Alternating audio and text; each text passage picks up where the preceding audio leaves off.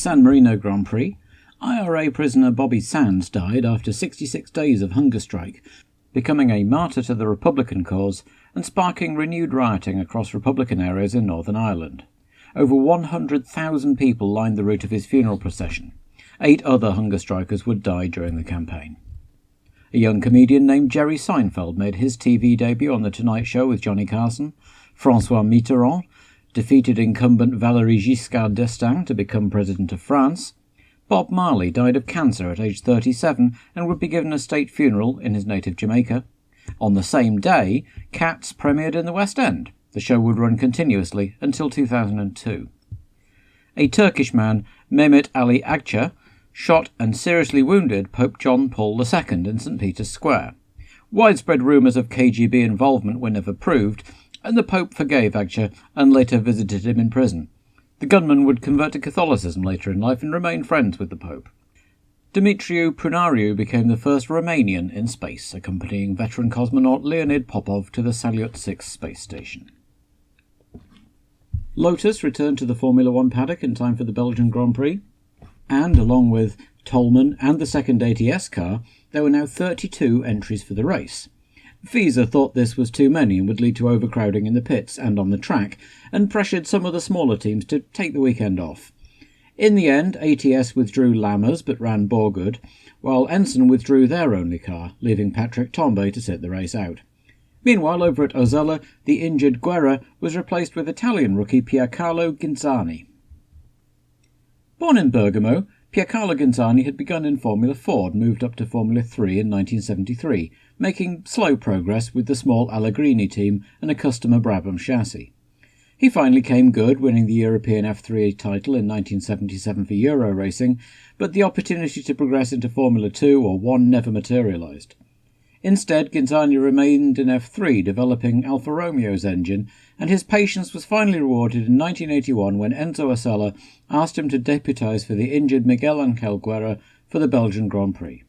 Renewed controversy over the 6cm ground clearance rule dominated the weekend until, during Friday practice, Ozella mechanic Giovanni Amadeo stumbled from the crowded pit wall and fell into the path of Carlos Reutemann's speeding Williams. Amadeo suffered a fractured skull and was rushed to hospital, and angry mechanics began to complain to the race organisers about the cramped conditions in the pit lane, exacerbated by the number of non-team personnel there to see and be seen. Although shaken by the incident, Carlos Reutemann rallied to take pole position, with Piquet lining up alongside. Peroni and Patrese took up the second row, and Watson and Jones the third.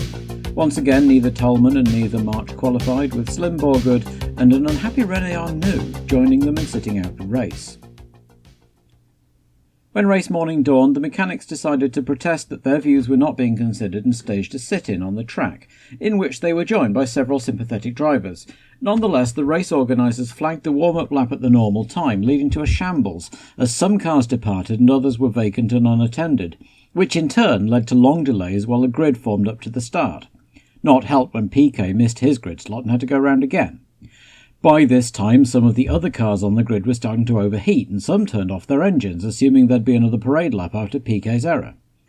When the organisers instead began the usual start sequence, Patrese was unable to restart his engine and began to wave his arm. His mechanic, Dave Luckett, jumped off the pit wall and began to start the car manually, but the sequence couldn't be stopped and the start took place.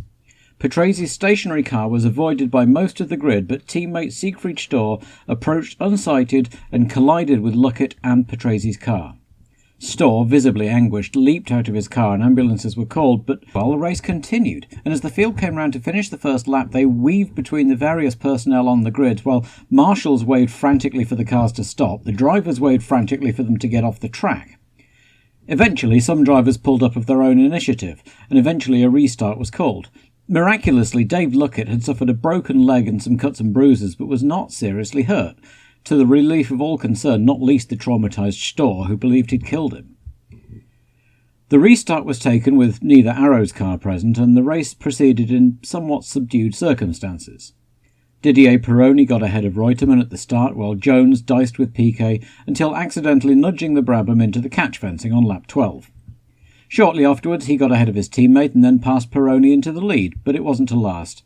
On lap 19 his gearbox failed, putting him in the sand with a scalded thigh courtesy of a ruptured radiator, while Pironi had fallen back, so Reutemann took the lead from Lafitte and Mansell, going well on his return, with Watson fourth, but the McLaren suffered gearbox trouble and dropped back, allowing Villeneuve to inherit the position, with De Angelis fifth and Eddie Cheever sixth. On lap 54 it started to rain, and gave the organisers the perfect excuse to red flag the race and bring the whole sorry proceeding to a close. Carlos Reutemann, Jacques Lafitte and Nigel Mansell stood on the podium with plenty to celebrate. Reutemann had seen rivals Piquet and Jones fall by the wayside. Lafitte had finally had a good race after frustration so far in the Talbot Ligier, and Mansell had his first podium finish. But after the events of the day there was no joy in evidence, and on Monday the F1 world was saddened to hear that Giovanni Amadeo, the Azello mechanic, had died of his injuries in hospital.